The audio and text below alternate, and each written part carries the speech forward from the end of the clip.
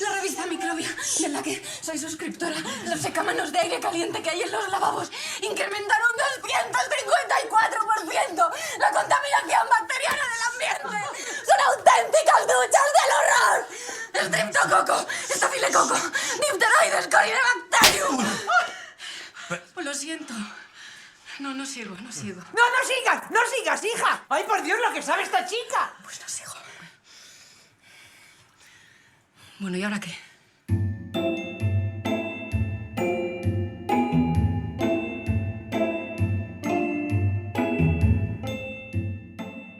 Permíteme que me cuele en tu oído. Esta voz que estás escuchando, en realidad no soy yo. Son chisporroteos eléctricos en el interior de tu cabeza.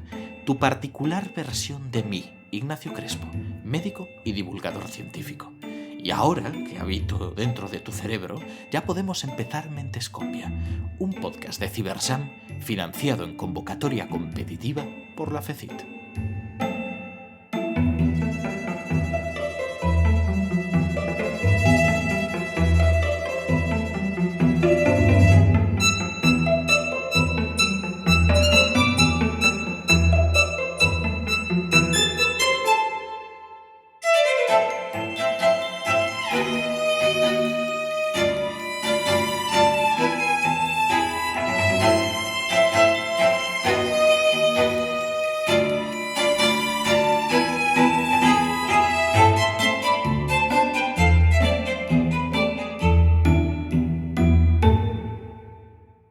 Las cosas tienen que estar ordenadas. El ajedrez perfectamente encuadrado en la mesa, las revistas por tamaños y los funcos en formación.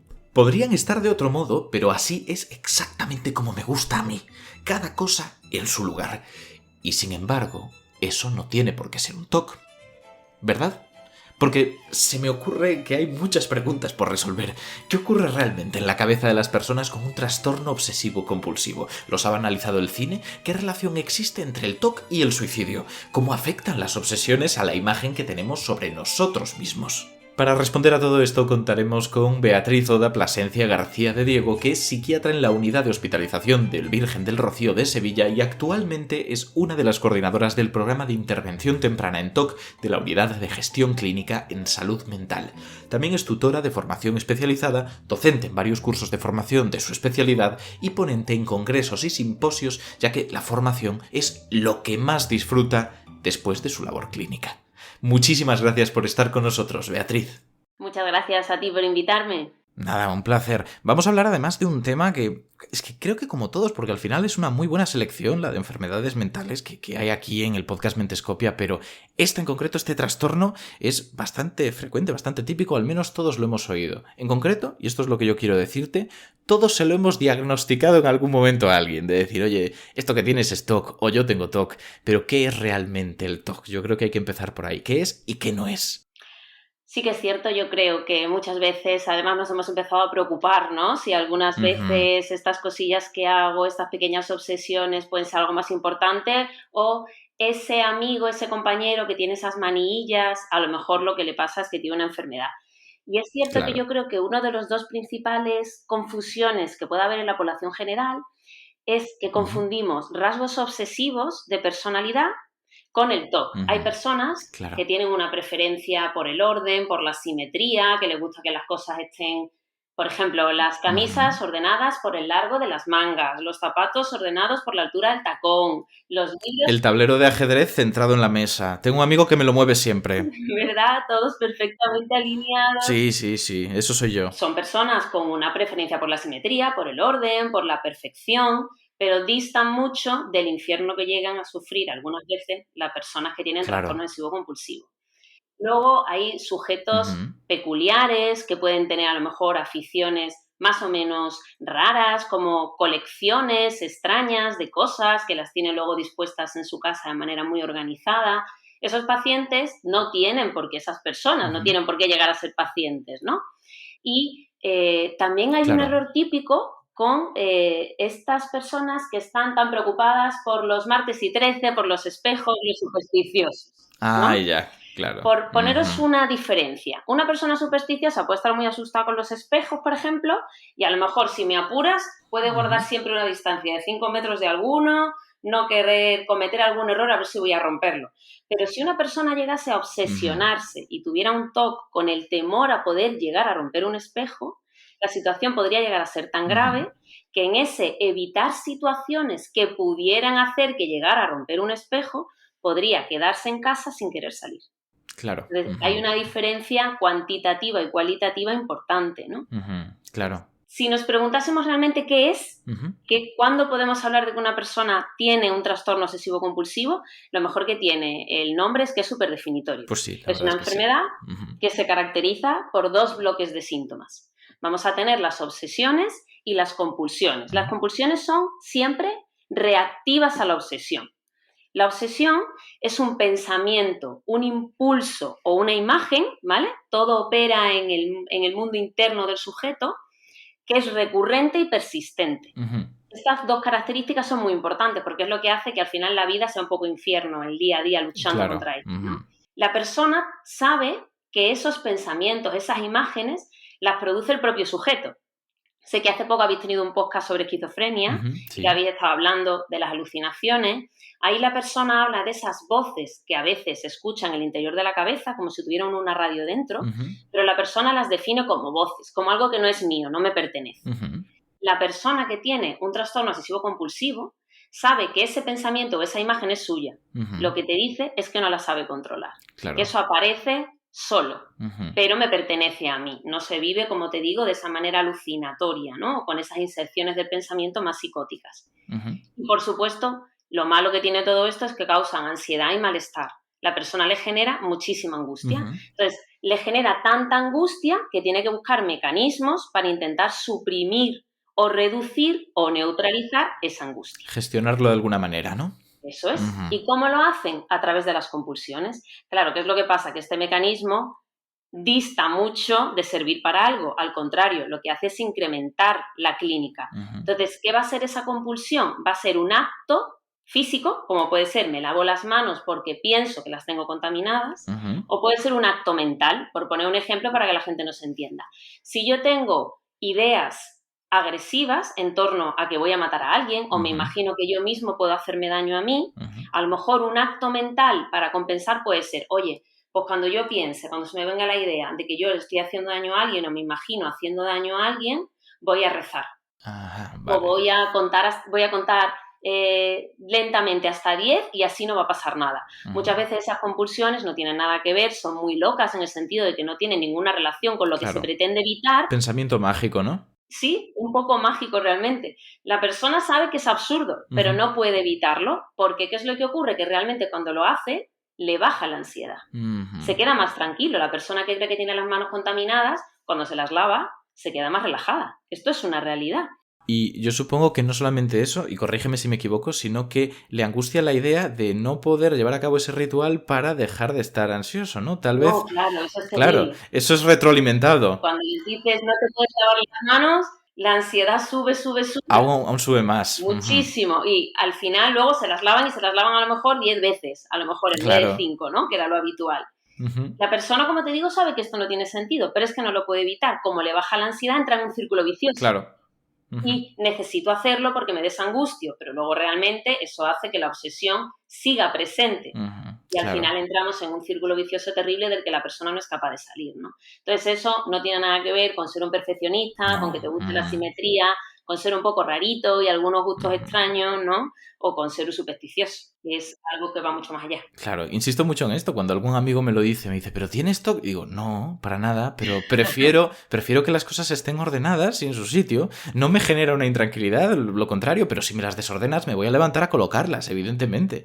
Y son cosas distintas. Y claro, ya has puesto algún ejemplo, por ejemplo, lo de lavar las manos o lo de los espejos, donde empezamos a ver la variedad que existe. Pero yo quiero preguntarte por eso en concreto. ¿Cómo de grande es la variedad que aún no hemos empezado a comprender en este podcast? ¿Cómo de variado puede ser el trastorno obsesivo-compulsivo? Realmente es variado como personas. O sea, es absolutamente increíble cómo paciente a paciente vas encontrando un correlato de síntomas obsesivos y compulsivos que hablan de sus vidas, de sus preocupaciones. Es más habitual, por ejemplo, que personas que han tenido una crianza más religiosa, aunque pueda ser compartida o no, pero eso ha rodeado mucho sus vidas, puedan tener más contenido de ideas religiosas o de ideas místicas o precisamente contrarias, ideas de contenido sexual que serían justo lo que no debería de pensar porque eso te ensucia la mente, ¿no? Claro. ¿Cuáles van a ser las más frecuentes? Porque a pesar de que hay tantos TOC como personas en el mundo, hay algunos grupos de síntomas que son más habituales. Dentro de las obsesiones son muy frecuentes las de agresividad. Las de agresividad son las que tienen que ver con que yo de pronto empiezo a tener imágenes o pensamientos de que voy a hacer daño a otros. Vale. Me puedo llegar a imaginar que estoy haciendo daño, que estoy incluso matando a alguien, ¿no? Imagínate lo terrible que tiene que ser eso para la cabeza de la persona que le sucede, ¿no? Las ideas de contaminación, que son las típicas que tenemos en la cabeza, porque además son las que quizás representan un poquito más el cine, ¿no? Las de simetría, que también las tenemos súper asociadas con los pacientes con TOC. La acumulación también es muy típica. Y las ideas, como te digo, de contenido sexual o religioso.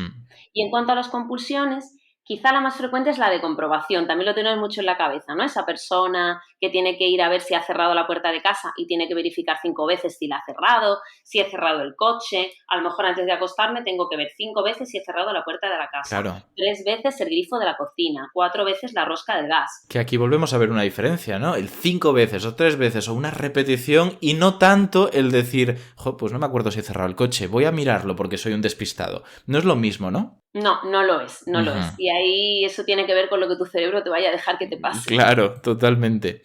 Pues empezamos a ver esa variedad, me parece súper interesante, pero claro, al final a veces hay que hablar de la fisiopatología, ¿no? ¿De dónde sale todo esto? ¿Cuál es lo que tienen en común? ¿Qué tienen en común y qué los detona? Mi pregunta es esa, ¿de dónde viene el TOC? ¿Qué conocemos sobre los mecanismos implicados en unas personas y en otras, por muy diferentes que sean sus manifestaciones? Yo creo que en general en salud mental estamos todavía un poquito en pañales. Cada vez sabemos más, cada vez tenemos más conocimientos sobre las bases fisiopatológicas que justifican un trastorno, pero que eso es una realidad que está siempre ahí. Al final, cuando la gente que escuche este podcast y haya escuchado los anteriores va a ver que casi en todas las enfermedades repetimos los mismos fundamentos. Necesitamos de un sustrato genético, biológico, al final, ¿no? Que permita que tú desarrolles esa enfermedad. Claro.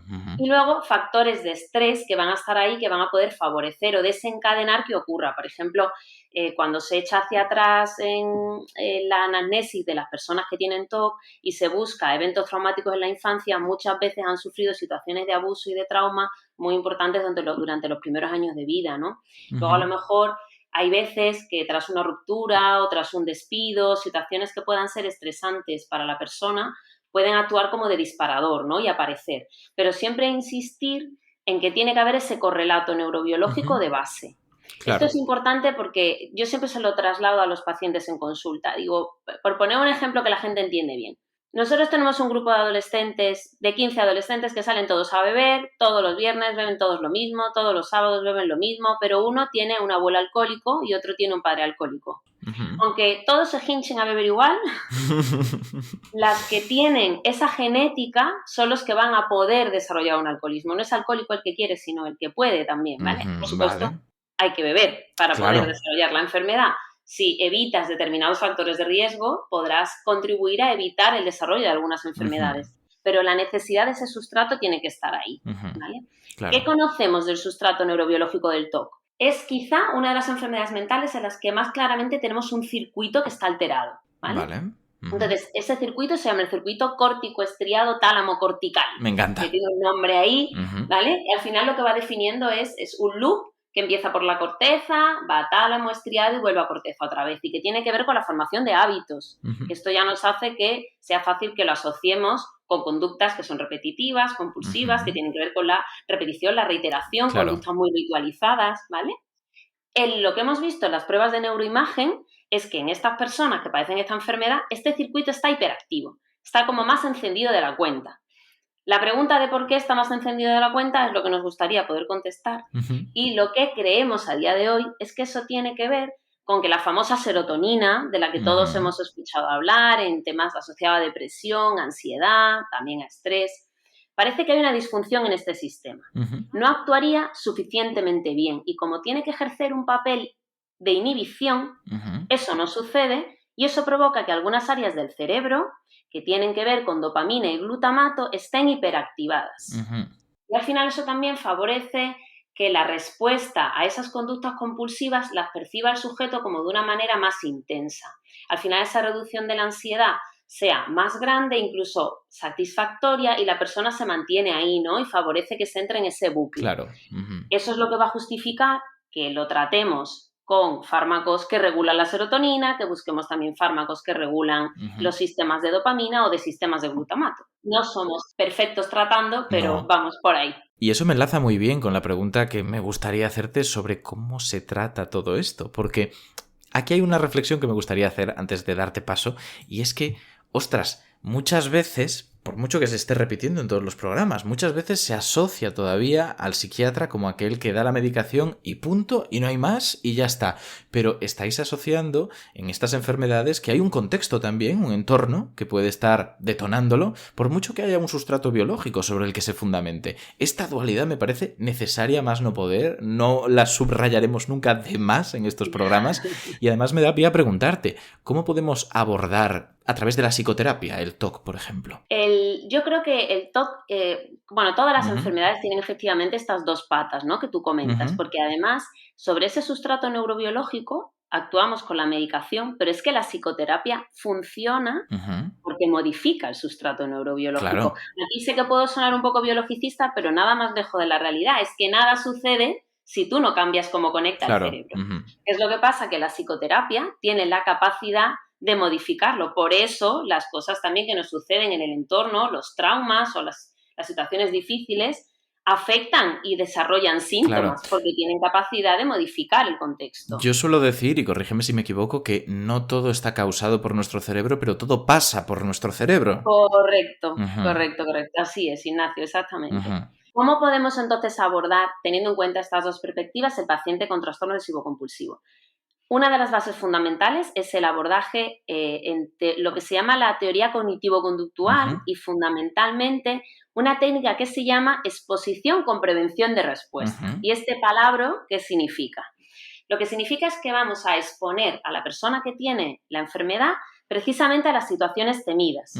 Esto podemos hacerlo directamente en vivo, pues si imaginaros, creo que todos habéis visto la película de Top Top, y quien no la haya visto le animo a que la vea. Esa escena en la que ella se acerca al váter y le dicen que tiene que tocarlo y que luego tiene que evitar lavarse las manos, cosa que no logra hacer y al final se lava las manos 10 veces.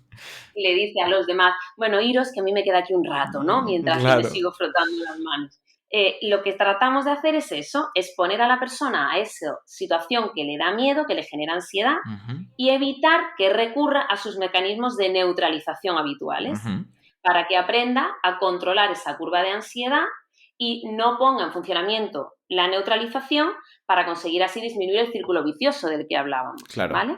Cuando no es tan fácil como decirle a alguien que toque alguna cosa, sino que como hablábamos, las ideas se quedan en el mundo de la mente y tienen que ver con ideas de agresión o de hacerse daño a uno mismo, se hacen esas exposiciones, por así decirlo, en imaginación, ¿no? Entonces se propone que la persona se imagine determinadas situaciones, va describiendo cómo se va sintiendo con la ansiedad y se va regulando eso en compañía del terapeuta, ¿vale?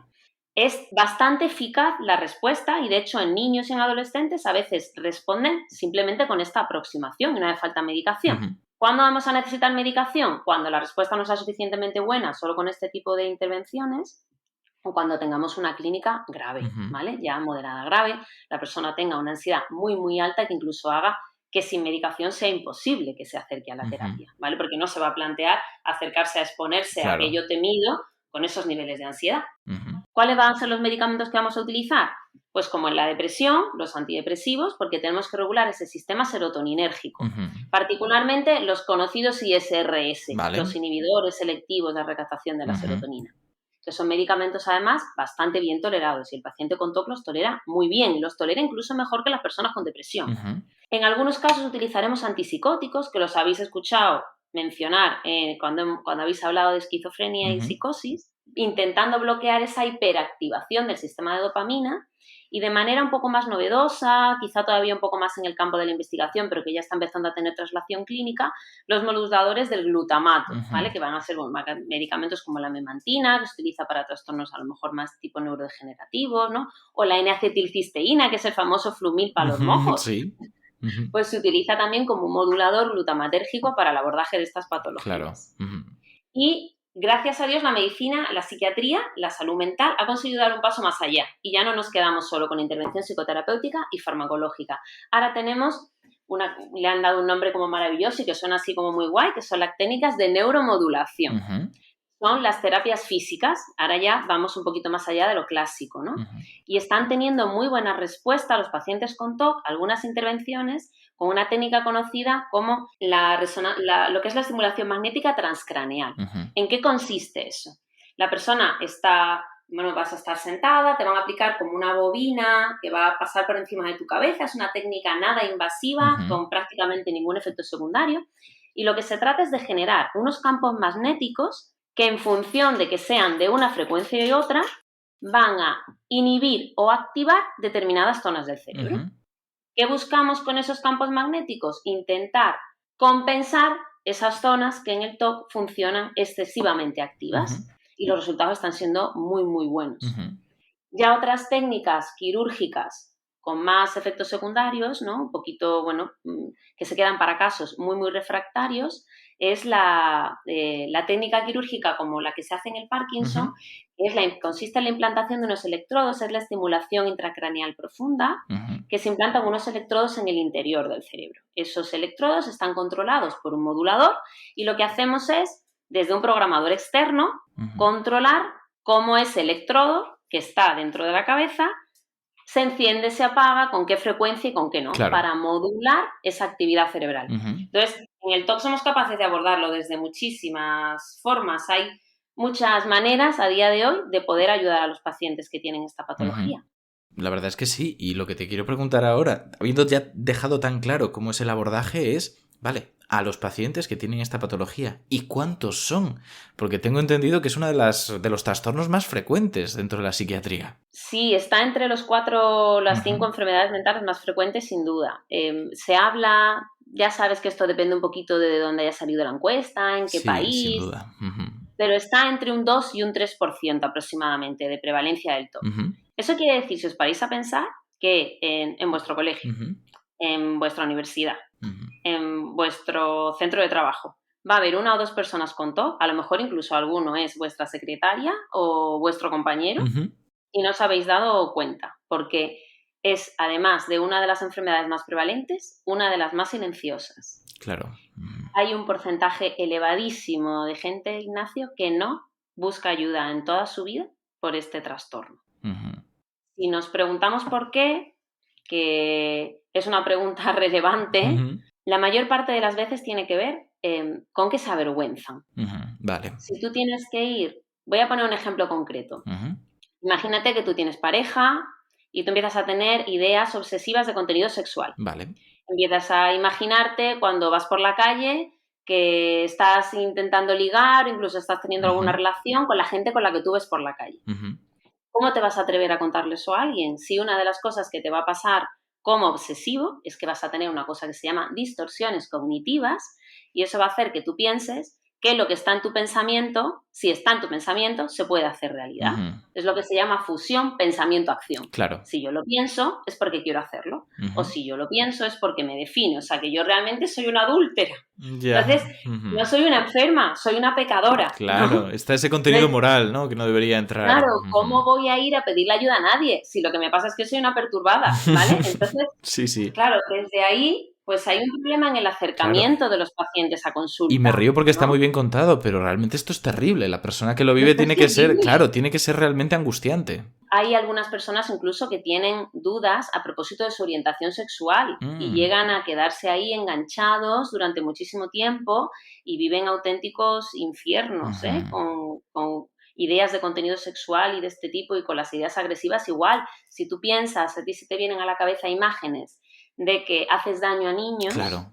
A lo mejor lo que piensas es que eres una persona peligrosa para la sociedad y entonces no voy a pasar por los parques, no voy a pasar por los colegios porque así evito el hacerle daño a un niño. Entonces, ¿cómo voy a ir a contarle esto a nadie si lo que me van es a meter en la cárcel, si soy una persona peligrosa? Totalmente. Entonces, hay que saber que las personas que tienen esto en la cabeza forma o puede formar parte de una enfermedad y que tiene tratamiento y que todo esto puede desaparecer de sus vidas, ¿no? Me vuelve a parecer muy importante o interesante aquí insistir en esa diferencia que puede haber entre lo que para mí sea una idea intrusiva y sea una idea intrusiva para una persona con este trastorno, ¿no? El punto desadaptativo, que de repente les genere un problema. Porque yo, por ejemplo, cada vez que cojo una mini pimer para hacer mayonesa, lo prometo, lo confieso aquí, me viene a la cabeza una imagen sin yo buscarla y sin tenerla en cuenta, en la cual mis dedos del pie son cogidos por las aspas. Siempre, hace años que me pasa esto, pero es puntual. Me viene la imagen, cojo la mini pimer y sigo haciendo la mayonesa. Entonces, claro, yo entiendo que hay una diferencia importante. Pensamientos intrusivos, Ignacio, tiene más del 90% de la población. Claro. Si hay alguien que nos esté escuchando, que cuando haya cerrado el coche alguna vez no haya tenido que volver, que lo diga. No creo que haya nadie que no haya vuelto. Que lo deje en los comentarios, lo leeremos. Todo el mundo ha tenido que volver al coche a ver si lo ha cerrado. Claro. ¿Qué es lo que le pasa al TOC? El TOC vuelve como tú al coche, pero tiene que volver. Claro. Tiene que volver. Tiene que volver. Es como si nunca llegara la información al cerebro de stop. ¿Vale? Ese circuito no para. Entonces la información que tiene que parar la pregunta ya está contestada, el coche está cerrado, parece que nunca se produce porque no es capaz ese cerebro de elaborar el stop, ¿no? Cuando el problema, además, en el pensamiento no es ya solo que la señal de stop no llegue, es como tú lo interpretas. Claro. Tú piensas que te vas a cortar los dedos de la mini pine, o sea, que me va a cortar los dedos del pie, y ya, ese pensamiento entra como una nube y se va. Y sabes, no le prestas claro, atención. Y sabes que es absurdo porque tienes zapatos puestos y la mini pimer a un metro y pico de la mano, hombre. ¿Qué le pasa al que tiene un TOC? Empieza a elaborar esa idea. Si estoy pensando esto, a lo mejor es que yo tengo intenciones suicidas, a lo mejor soy un suicida.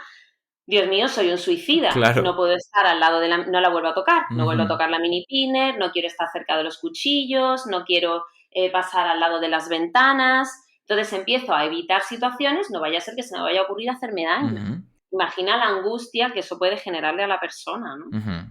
Sobre todo es por estas distorsiones que termina haciendo el sujeto, ¿no? De esa fusión pensamiento-acción y la creencia de que los pensamientos te representan, hablan de quién eres, que por eso les produce tanta angustia. Si yo pienso que voy a matar a alguien es porque soy un asesino, si yo pienso que me voy a liar con no sé quién es porque soy una adúltera, si yo no, todo esto. Y ellos creen además que los pensamientos tienen que ser controlados de manera perfecta. Entonces, no les cuesta asumir esta realidad de que los pensamientos, como te digo, son como nubes, y eso es una parte del proceso de terapia que se trabaja con estos pacientes, que aprendan a que ese pensamiento entra y hay que dejarlo marchar, ni siquiera ponerse a discutir con él. Muchas veces simplemente el hecho de decir, no, pero si yo soy buena persona, si yo por supuesto no voy a hacer nada así, si yo soy una persona, ya esos son ejercicios mentales en los que te estás reasegurando a ti misma, va a disminuir la ansiedad y estás cayendo en una confusión, ¿no? Totalmente. Por cómo lo estás contando, sospecho que igual alguien que nos esté escuchando dice, bueno, debe de ser que hay algún problema con los impulsos, e igual les suena ese término de trastorno de control de los impulsos. No sé si nos podrías comentar si tiene algo que ver o no, o qué relación hay ahí. Hay muchas personas que pueden tener comorbilidad con los dos trastornos, ¿vale? Y hay algunas veces que el diagnóstico diferencial es muy difícil, ¿vale? Ahora bien, normalmente la persona que tiene un trastorno por control de impulso, nos imaginamos un pirómano, por ejemplo, va a sentir una sensación de placer en esa actividad impulsiva. ¿Vale? Le resulta placentera.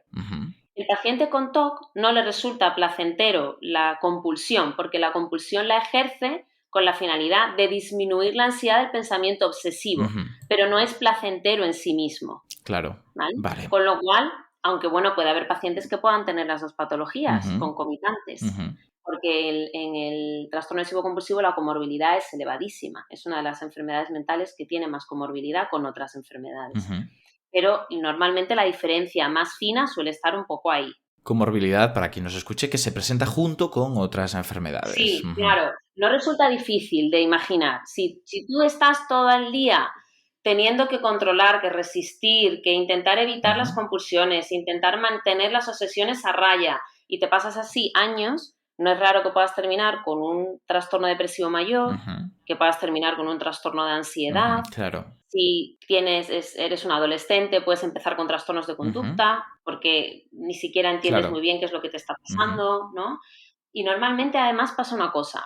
Como estamos hablando de que esta es una enfermedad tan silenciosa, que los pacientes creen que no es que estén enfermos, sino que son a veces malas personas, o que no es que estén enfermos, que su pensamiento no es suficientemente fuerte, ¿no? Cuando llegan a consulta, llegan por otras patologías. Esto lo vemos muy frecuentemente. Vale. Vienen a consulta porque tienen una depresión. Ya han hecho una depresión o ya han hecho un trastorno de ansiedad. Y ese es el motivo por el que acuden a psiquiatría. Claro. Por eso tenemos que tenerlo siempre en la cabeza. Cuando hay un paciente con estos síntomas ansioso-depresivos, tenemos que rascar un poquito. Yo recuerdo siempre casos de pacientes que han tardado incluso un par de años en traerme a consulta que tienen síntomas de este tipo, ¿vale? Por la vergüenza también, ¿no? A veces. Voy a marear un poquito la perdiz porque quiero hacerte una pregunta sobre esto. Nos comentas que es uno de los trastornos que más comorbilidad tiene y dices, y además no consultan, con lo que vienen a veces a la consulta con otro trastorno y entonces es cuando encontramos el trastorno obsesivo-compulsivo. Mi pregunta es, ¿puede ser que consideramos que es una de las enfermedades con más comorbilidad porque apenas encontramos los casos donde solo se presenta el trastorno obsesivo-compulsivo porque no vienen a consulta? Seguro. Vale. Esto es seguro. Ahora, ¿qué es lo que estamos intentando hacer? Creo que ya en otros podcasts has escuchado hablar de un término que se llama la DUI. La DUI en inglés es la Duration and Treatment Illness. Es como el tiempo de duración de la enfermedad sin tratar. Esto que suena así como muy rimbombante es una cosa que a los psiquiatras nos preocupa muchísimo porque sabemos, no somos capaces de impedir que las enfermedades mentales aparezcan, ¿vale? Eso de momento no somos capaces. Es posible que en 10 años hagamos recombinación genética o vete a ver qué y tengamos otra realidad. Pero a día de hoy no podemos evitar que la enfermedad aparezca. Sí podemos intervenir en su pronóstico. ¿Vale? Y una de las cosas que sabemos que es fundamental en el pronóstico de las enfermedades es la respuesta que van a hacer el tratamiento, cómo se van a recuperar, si van a poder volver al colegio, van a poder volver a la universidad, van a recuperar sus estudios, van a volver a tener pareja. Sí, los síntomas van a estar en control y van a recuperar su vida, que es lo que verdaderamente nos importa, no solo que los síntomas se controlen, sino que la persona pueda volver a una vida normal. Totalmente. Ese tiempo que han estado sin tratarse es uno de los marcadores o uno de los predictores de la mala respuesta a la enfermedad.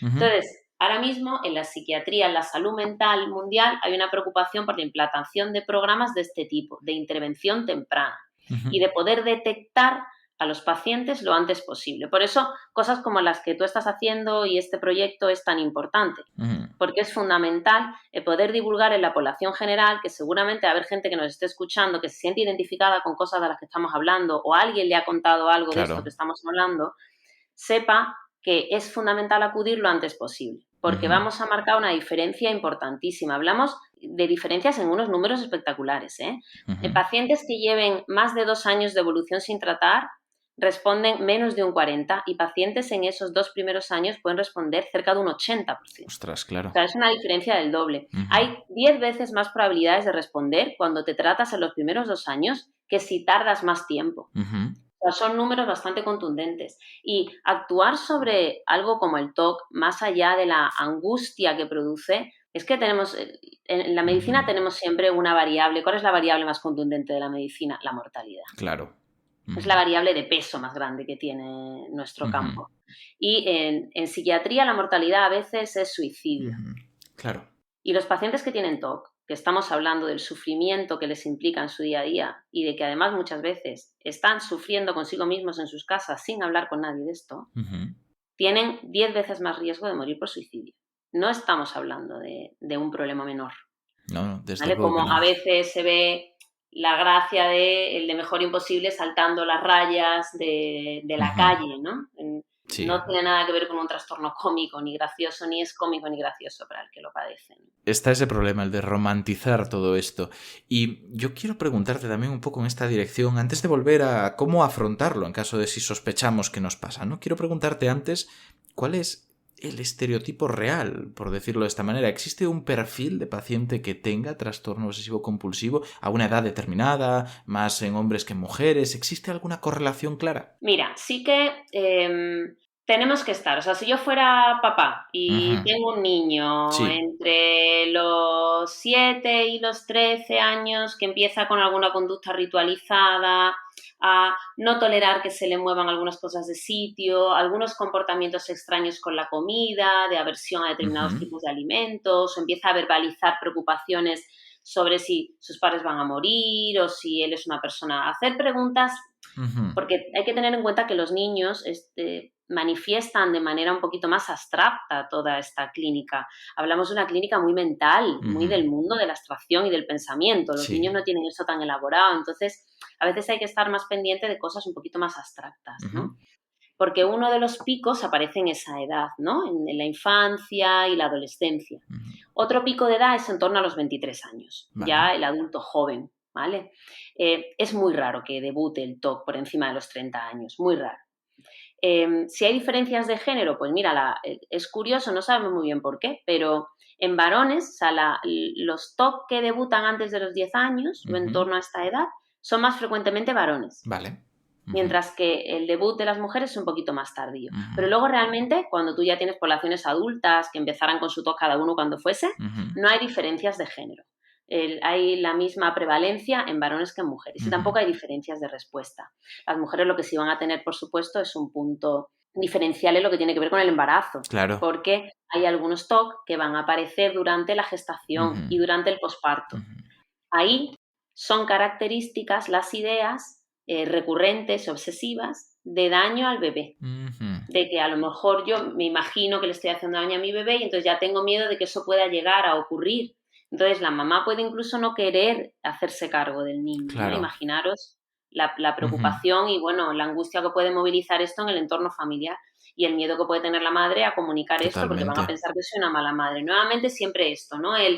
Mis pensamientos me llevan a creer que soy mala persona, no que estoy enferma, ¿no? Sí. Nada más lejos de la realidad. Eres una víctima de lo que te está pasando, no eres la culpable de lo que te ocurre, ¿no? Y ahí tienen que estar los compañeros, si me están escuchando compañeros de ginecología, matronas, pediatras, estar muy pendientes siempre de madres con comentarios de este tipo, porque es muy importante el intervenir ahí rápido para poder intervenir también con medicación, ¿no? Y con intervención de terapia. A veces simplemente contarles que lo que le está pasando es una enfermedad, que no son culpables, que lo piensen no significan que lo sientan y que las represente, simplemente eso, desangustia un montón. A veces no te creas que hay que hacer muchas cosas. Pero me parece clave lo que estás diciendo. Yo sospecho que quien nos está escuchando ha sufrido un cambio en su percepción del trastorno obsesivo-compulsivo durante todo este podcast. Al principio diciendo, bueno, tal vez hay gente que conozco que lo tiene, y luego ha descubierto que pueden ser exageraciones suyas, pero que en cambio sí que es bastante frecuente y que tal vez no es algo para tomarse a broma, sino que tiene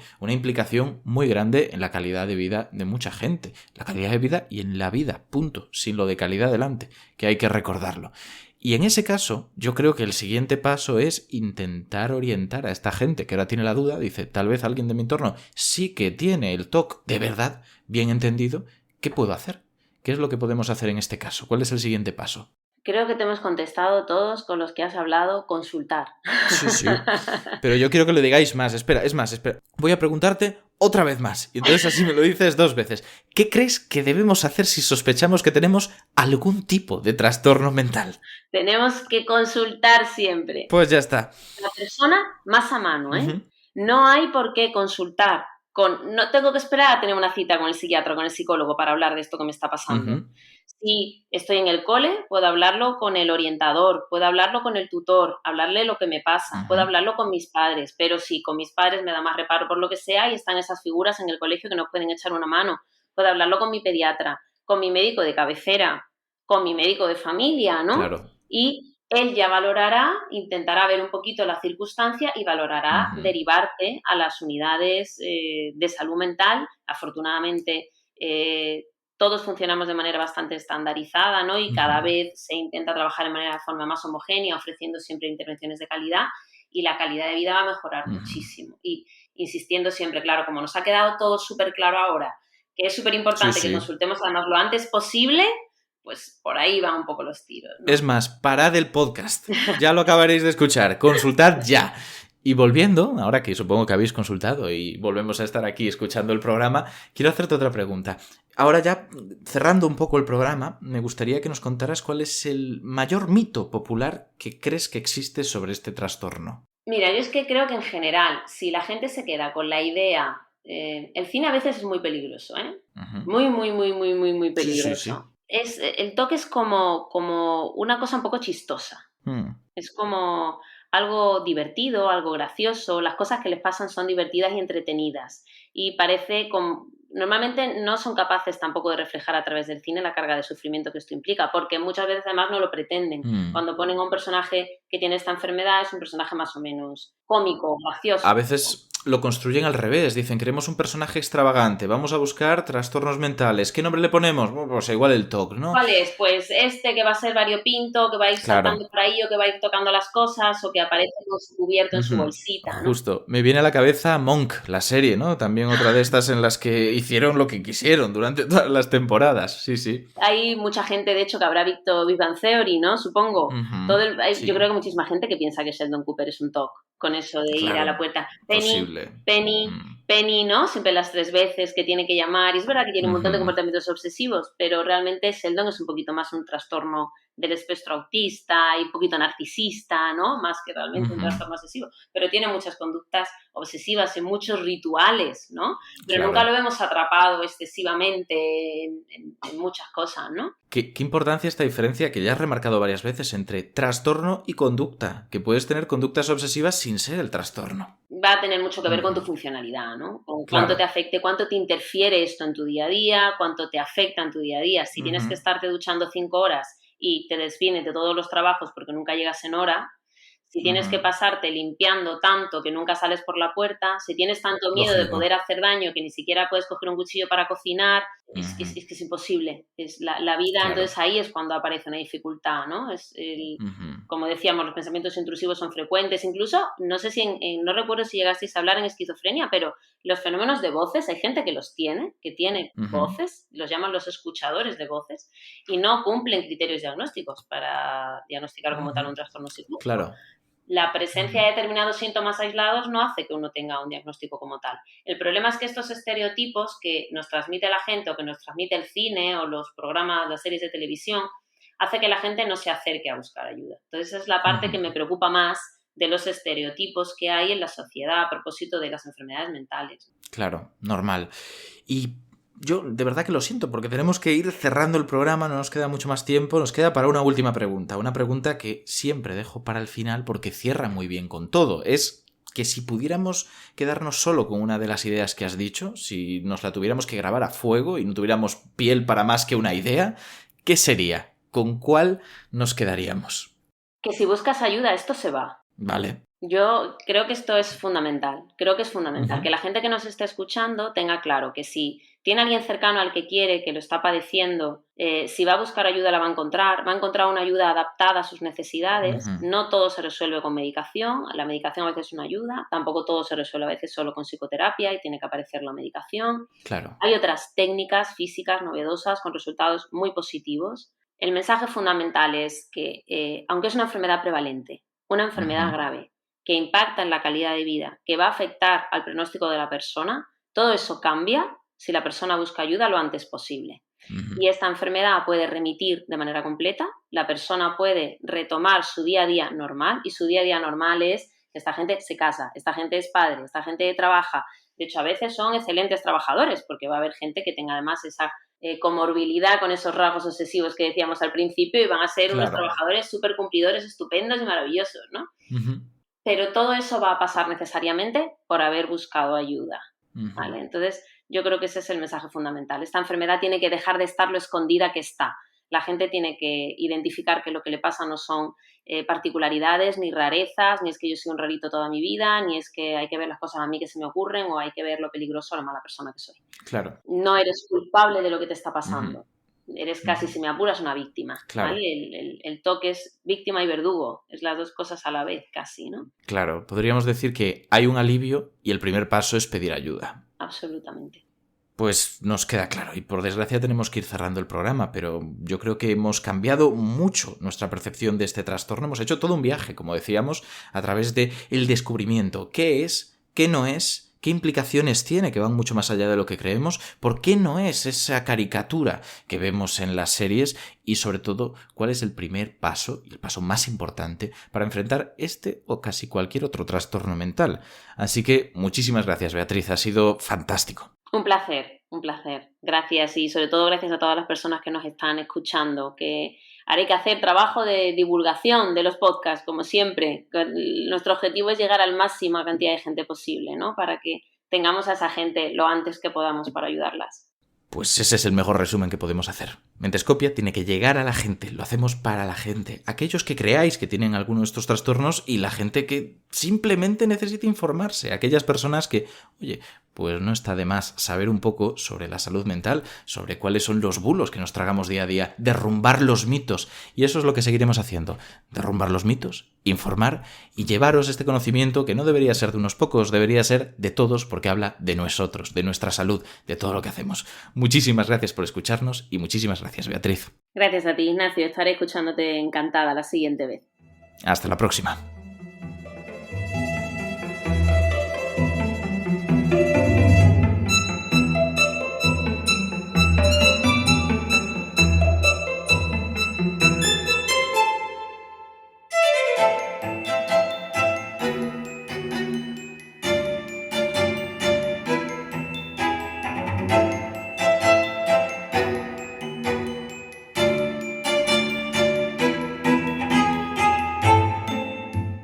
Mentescopia es un proyecto impulsado por el Grupo Multidisciplinar de Psiquiatría Translacional perteneciente a la red Cibersam, con la colaboración de la Fundación Española para la Ciencia y la Tecnología, Ministerio de Ciencia e Innovación, FECID, y Angelini Pharma. Encuentra más información sobre salud mental en nuestros perfiles de redes sociales. Busca Mentescopia en TikTok, Instagram o Twitter. Un podcast de la red Podcastidae.